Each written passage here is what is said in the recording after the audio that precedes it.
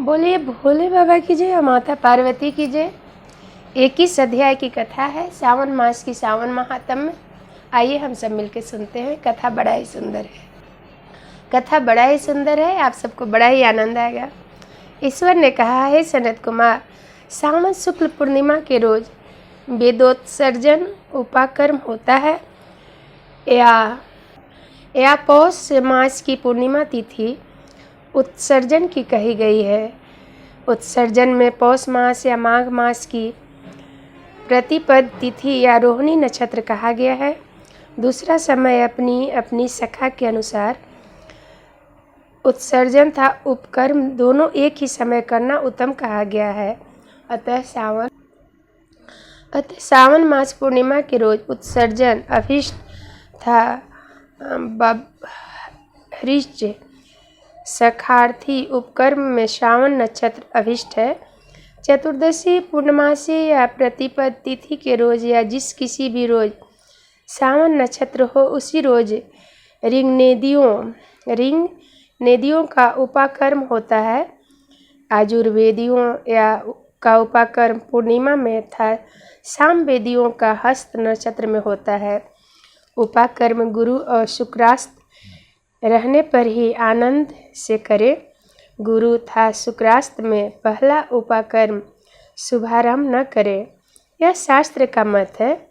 ग्रहण था संक्रांति आदि योग दुष्ट समय आ जाने पर दूसरे काल में करे।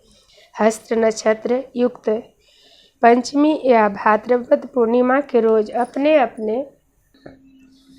अपने अपने गृहसूत्र के अनुसार उत्सर्जन उपाकर्म करें। मलमास आ जाने पर शुक्ल पक्ष में करें। यूँ दोनों उत्सर्जन और उपाकर्म नित्य है। नियम द्वारा इनको हर साल करें। उपाकर्म की समाप्ति होने पर दिविजातियों के समक्ष उसी सभा में स्त्री सभा दीप अर्पण करें। उस आचार्य या अन्य ब्राह्मणों को दें। पहले सोने चांदी या तांबे के पात्र में एक सिर गेहूँ रखकर उसके ऊपर आचार्य या अन्य ब्राह्मण को दे। पहले सोने चांदी या तांबे के पात्र में एक सिर गेहूँ रखकर उसके ऊपर गेहूँ के आटे का दिया बनाकर रखे था, उसे जला दे। घी या तेल से योग कर 3 बत्ती वाला ब्राह्मण को दक्षिणा 5 सहित दे।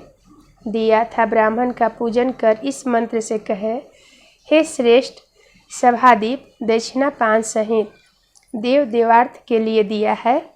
इस सभासित दीप के देने से मेरे सब मनोरथ परिपूर्ण हो था। पुत्र पौत्र आदि सब कुल समृद्धवल हो, यश की वृद्धि हो। इस तरह प्रार्थना मात्र से जन्मांतर में देवांगनाओं के तुल्य रूप मिल जाता है। इस प्रकार 5 साल तक करने के बाद उद्यापन करे। यथा शक्ति भक्ति से ब्राह्मण को दक्षिणा दे। हे विप्र, आपसे सभादीप का यह उत्तम महात्म कहा। इसी रात में श्रवण कर्म कहा। उसी के समीप सर्प बलि करे। दोनों कार्य अपने अपने गृहसूत्र को देखकर करे।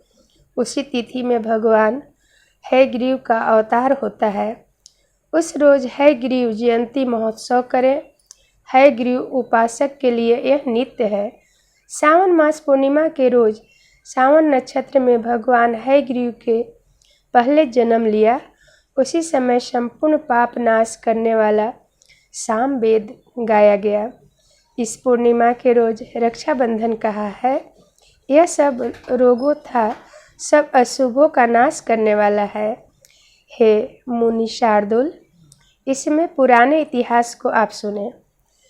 पहले इंद्राणी ने जय सिद्धार्थ इंद्र के लिए इसे किया। हे विप्र, 12 साल लगातार देवता असुर युद्ध हुआ।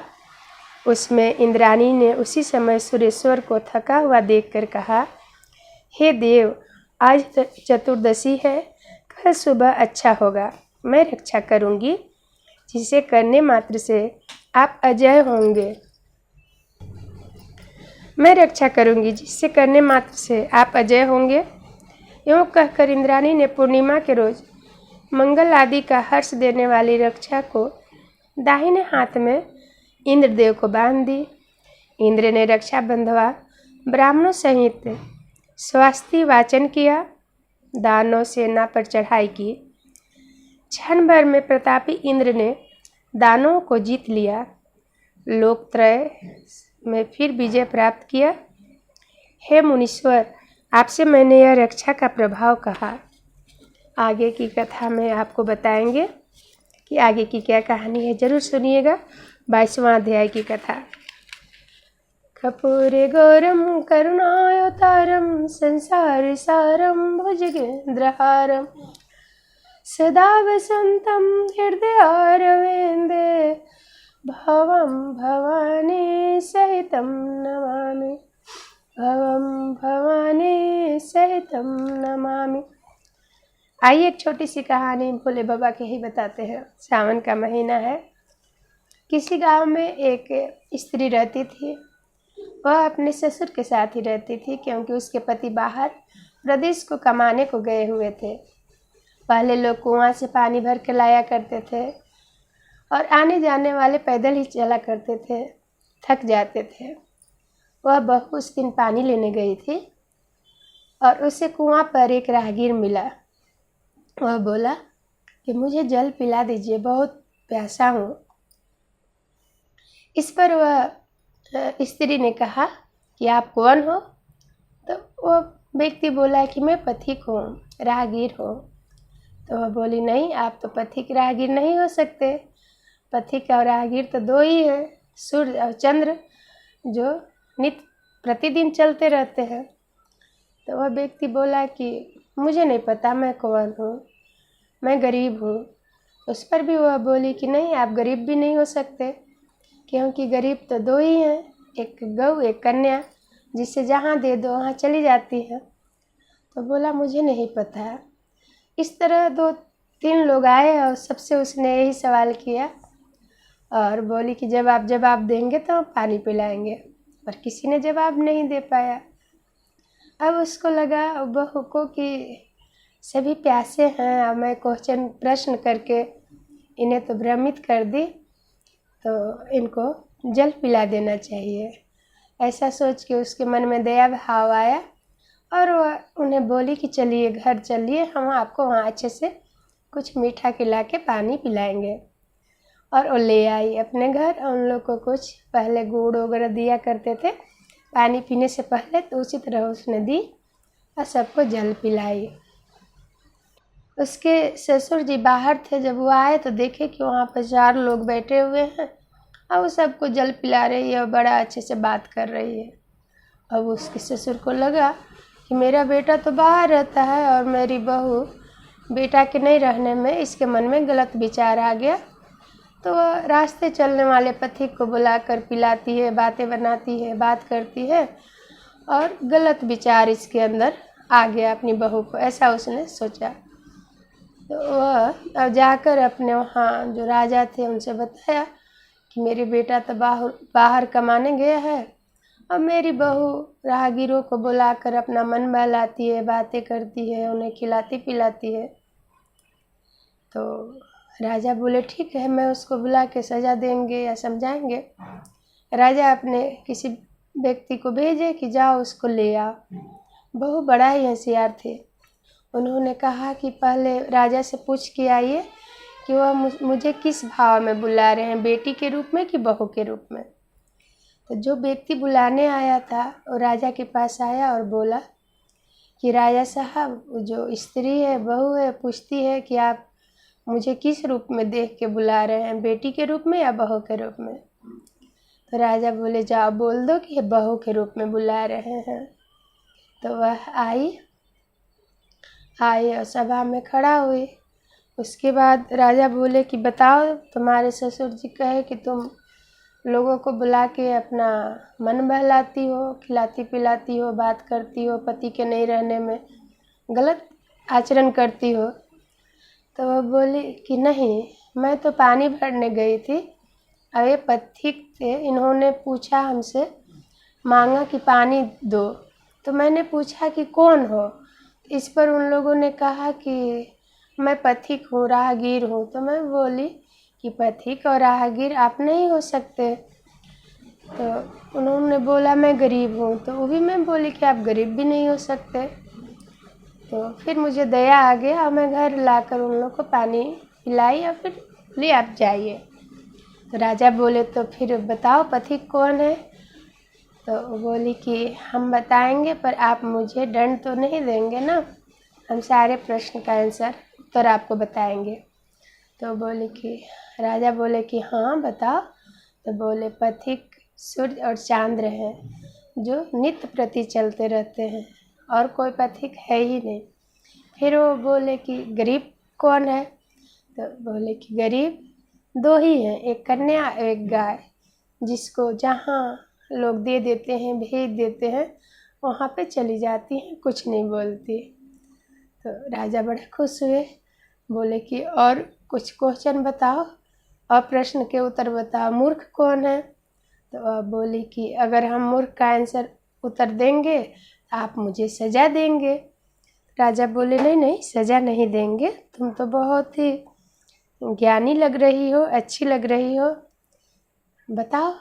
बोले मूर्ख दो ही हैं, एक मेरे ससुर है एक आप। बोले वो कैसे। राजा थोड़ा तो गुस्सा नाराज होने ही वाले थे पर पूछे वो कैसे। एक तो मेरे ससुर मूर्ख हुए जो हमसे बिना पूछे आपके पास आके मेरे बारे में बता गए कि मेरी बहू ऐसी है वैसी है समाज में। और दूसरे आप हुए कि आप भी बिना कुछ पूछे समझे मुझे इतने लोगों के बीच में सभा में खड़ा कर दिए। हम किसी की बहू है और किसी की पत्नी है पर मुझे समाज में अपनी मेरे ऊपर लांछना लग गई। कोई इसको सही मानेगा, कोई गलत ही मानते रहेगा। अगर लांछना लग जाती है तो लोग विश्वास नहीं करते। राजा बोले हाँ तुमने सही कहा और तुम्हें कोई गलत नहीं कहा है। तो राजा ने उसे बहुत सारा धन दिए और बोले कि जाओ तुझे हम बहू के रूप में माने थे तो तुम्हें कोई दोष नहीं है, कोई दंड सज़ा नहीं मिलेगा और तुम घर जाओ। अब अपने ससुर को भी ले जाओ, उन्हें भी माफ़ कर दिए। और राजा दोनों को माफ़ कर दिए, बहू को तो बहुत सारा धन दिए, इनाम दिए क्योंकि वह विद्वान थी। इस प्रकार अच्छे विचार अच्छे समझ से रहना चाहिए। किसी के ऊपर बिना जाने बिना समझे कोई भी तर्क साबित नहीं करना चाहिए, चाहे कोई भी हो।